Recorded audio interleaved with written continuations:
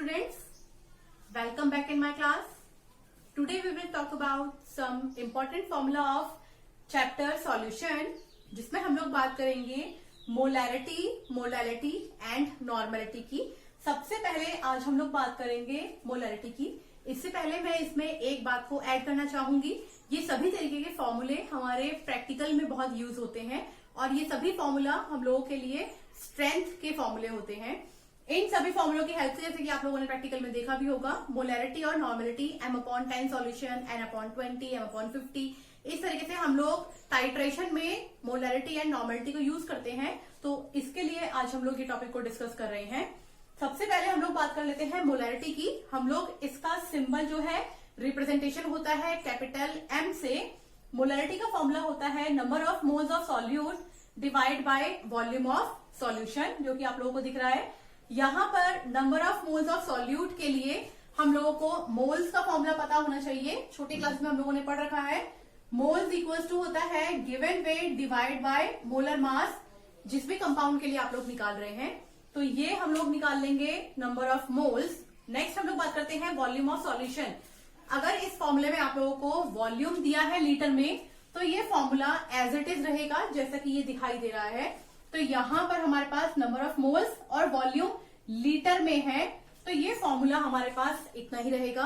अगर हम लोग बात करते हैं कि अगर हम लोगों को वॉल्यूम दिया हो ml मिलीलीटर में, तो हम लोग नंबर ऑफ मोल्स निकालेंगे। यहाँ WS का मतलब है वेट ऑफ सॉल्यूट, MS का मतलब है मोलर मास ऑफ सॉल्यूट, यहाँ पर V है हमारा वॉल्यूम मिलीलीटर में। तो हम लोग 1000 से मल्टीप्लाई करेंगे, क्योंकि हम लोगों को पता है कि 1 लीटर इक्वल्स टू होता है 1000 ml। इस फॉर्मूले से अगर मैं चाहूं तो मैं डायरेक्टली नंबर ऑफ मोल्स को मोलैरिटी की हेल्प से निकालने के लिए फॉर्मूला फाइंड आउट कर सकती हूं।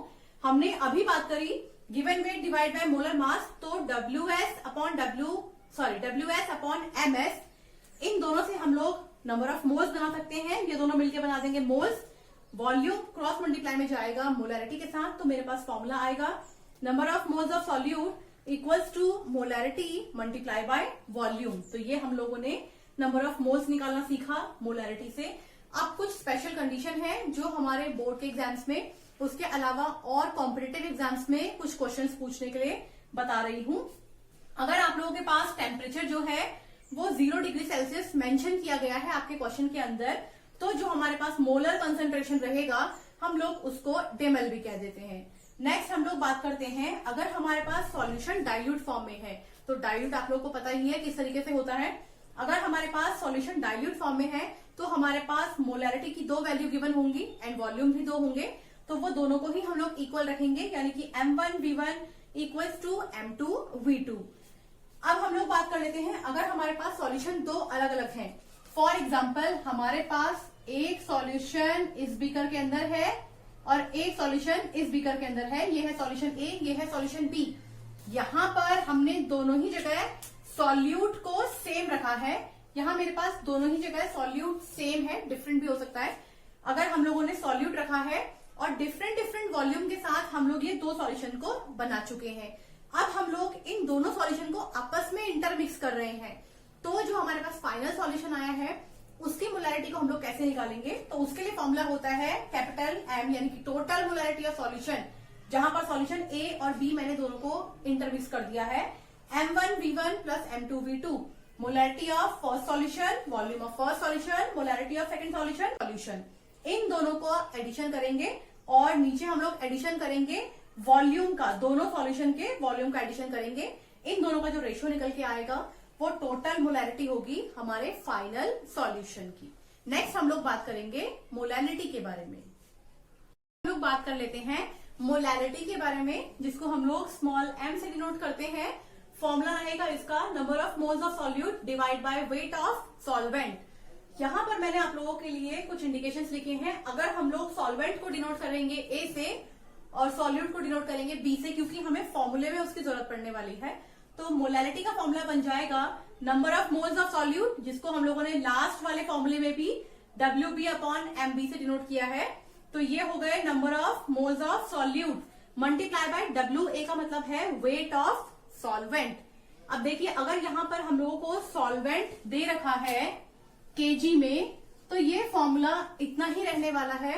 लेकिन अगर हमें ये दिया है ग्राम में तो हम लोग मल्टीप्लाई कर देंगे 1000 से, क्योंकि हमें पता है 1 kg इक्वल्स टू 1000 ग्राम्स होता है। अब हम लोग बात करते हैं, अगर हमारे पास कोई सैचुरेटेड सॉल्यूशन क्वेश्चन में दे रखा है तो हम लोग मोलैरिटी को किस तरीके से फाइंड आउट करेंगे।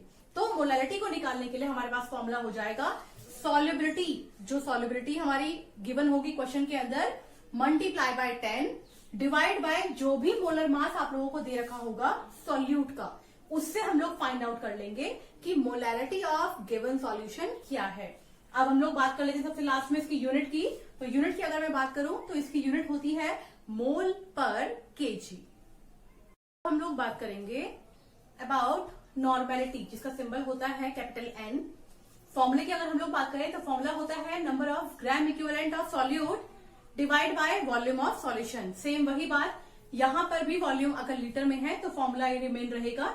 अगर हम लोगों को यहाँ पर वॉल्यूम दे रखा है ml के अंदर तो हम लोग मल्टीप्लाई कर देंगे 1000 से। बस यहाँ पर एक फर्क है, आप लोग देखेंगे कि नॉर्मेलिटी एंड मोलैरिटी के फॉर्मूले में बहुत कुछ सिमिलरिटी है, बस एक डिफरेंस ये है कि वहां पर हम लोगों ने डायरेक्टली नंबर ऑफ मोल्स को कैलकुलेशन किया था, यहाँ पर हम लोग number of gram equivalent of solute को कैलकुलेट करते हैं।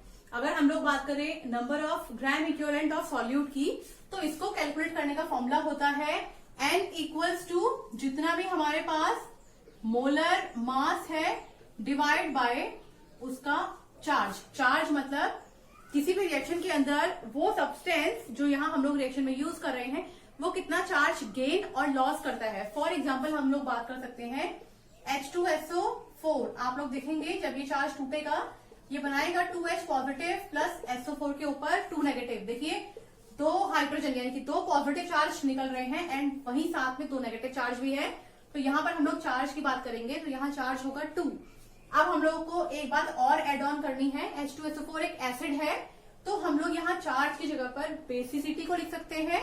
और अगर यहाँ पर बेस होता फॉर एग्जाम्पल NaOH, रिएक्शन होती Na positive plus OH negative, क्योंकि ये बेस है तो हम लोग इसके लिए यहाँ चार्ज की जगह पर एसिडिटी को भी लिख सकते हैं।